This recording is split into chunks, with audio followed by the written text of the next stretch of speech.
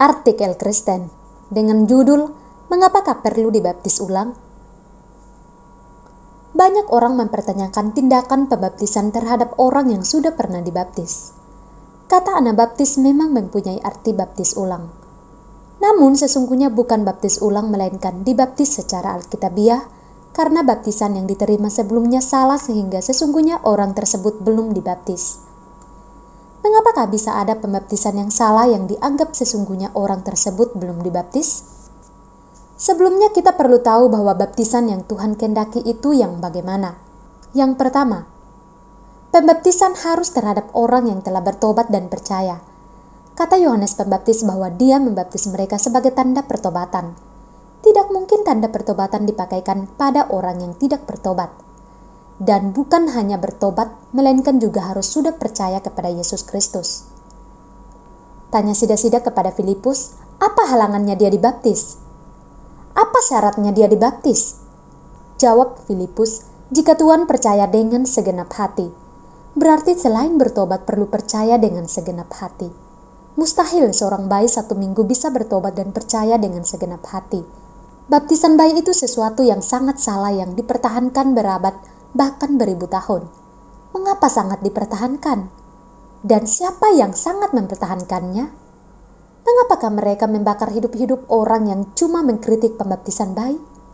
Kekuatan apa yang berada di balik pembaptisan bayi itu?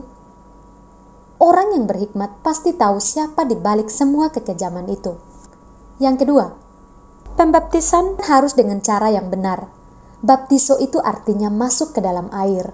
Silakan tanya pada orang Yunani, bukan kepada orang Swiss atau Prancis. Kalau percik bahasa Yunaninya ialah rantiso. Jadi kalau seorang cuma dipercik dengan air, itu artinya ia sudah dirantis, namun belum dibaptis ke dalam air. Gereja Ortodoks Yunani saking tahu bahwa harus dimasukkan ke dalam air, sampai bayi pun mereka masukkan ke dalam air. Mereka sudah benar caranya, namun sayang salah pada objeknya. Bayi yang tidak boleh dibaptis itu mereka baptiskan, karena mereka mewarisi kesalahan itu dari Roma Katolik. Jadi caranya harus masuk ke dalam air. Tidak ada keharusan di Sungai Yordan, karena Rasul Paulus saja tidak dibaptis di Sungai Yordan, melainkan di Damsyik. Orang Korintus dibaptis di Korintus, orang Filipi dibaptis di Filipi. Mereka yang mengajarkan bahwa baptis di Sungai Yordan ada poin lebih, itu telah memistiskan baptisan. Yang ketiga, dilaksanakan oleh gereja yang alkitabiah. Kelompok SS juga membaptis, tetapi itu bukan gereja alkitabiah. Gereja alkitabiah itu artinya gereja yang doktrinnya sesuai Alkitab. Doktrin keselamatannya soteriologi, harus alkitabiah, tidak boleh ada penambahan dan pengurangan Injil. Doktrin Alkitabnya bibliologi juga harus alkitabiah, tidak boleh ada penambahan dan pengurangan firman Tuhan. Alkitab satu-satunya firman Tuhan. Tidak ada lagi firman Tuhan dalam mimpi, penglihatan, bahasa lidah, bisik-bisik, dan lain-lain. Gereja yang masih percaya adanya bisikan dari Tuhan, masih ada penglihatan dari Tuhan, apalagi yang bisa dibawa ke sorga dan neraka, dan yang percaya masih ada mimpi dari Tuhan, tidak mungkin alkitabiah. Dan doktrin gerejanya eklesiologi harus alkitabiah. Gereja yang alkitabiah tidak boleh yang bersifat universal, melainkan harus yang lokal. Gereja universal sesungguhnya adalah gereja yang iblis dirikan untuk menipu orang Kristen yang tulus sehingga menjadi segan dan tidak berani menyatakannya salah.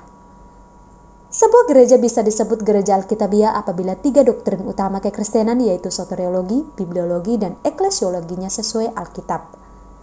Baptisan yang alkitabiah harus memenuhi 3 unsur di atas, yaitu yang pertama, orangnya sudah benar, yang kedua, caranya benar, dan yang ketiga, gerejanya benar. Kalau belum memenuhi 3 unsur tersebut dan yang bersangkutan ingin menjadi murid yang patuh, maka dia harus memberi dirinya untuk dibaptis secara benar. Tanya jawab. Tanya pertama, bukankah baptisan tidak menyelamatkan? Mengapa begitu peki sampai perlu diulang? Jawab pertama, semua baptisan yang tidak memenuhi 3 unsur benar tersebut sesungguhnya yang bersangkutan belum dibaptis. Baptisan memang tidak untuk keselamatan, melainkan untuk menjadi murid. Oleh sebab itu yang sedang sakit tidak perlu dibaptis karena kondisinya belum bisa jadi murid.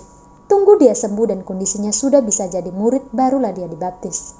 Sebagai murid Tuhan yang taat, kita mau taat juga dalam hal baptisan, sekalipun bukan untuk keselamatan. Tanya yang kedua, saya sudah dibaptis dalam nama Tritunggal, apa saya tidak main-main kalau dibaptis ulang? Jawab yang kedua, faktor yang membuat baptisan jadi benar itu bukan karena pakai nama Tritunggal, malahan jika dilaksanakan secara salah berarti telah menyalahgunakan nama Tritunggal. Kalau kamu suruh anak kamu ke perusahaanmu, pakai namamu, suruh besok semua karyawan masuk 1 jam lebih awal. Dia pakai namamu, suruh besok karyawan tidak perlu masuk, libur. Jadi pakai nama secara salah, bukan terpuji melainkan tercela.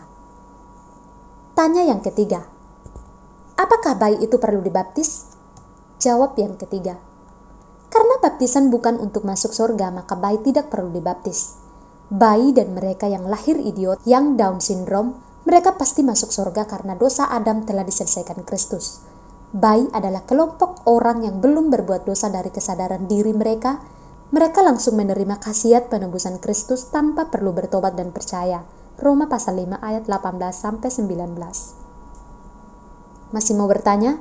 Silakan ke follow this link to join my WhatsApp group https://b-besar-x-besar-9-m-besar-g-besar-f-kecil 5-g-besar-f-kecil-d-besar-r-besar-4-g-r-kecil-j-besar-j-kecil-m-besar-8-q-kecil. Jika Anda ingin membaca artikel tentang kekristenan, silakan kunjungi website kami www.grafeministry.org, drswantoleoblog.grafeministry.org, YouTube channel Gebia Grafe dan Gebia Indonesia. Tentu lebih baik lagi datang ke Gebia Grafe, Jalan Danau Agung 2 nomor 5-7, Jakarta, Indonesia. Dr. Suhento Liao. Demikian pembacaan artikel kita pada hari ini. Saya Yeni Bobo, pamit undur diri. Maranatha.